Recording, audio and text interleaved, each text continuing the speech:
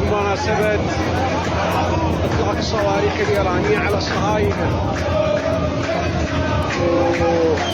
وزفاف شارع الكفاح مبتهج بإطلاق الصواريخ الإيرانية الشيعية الإسلامية على الصهاينة.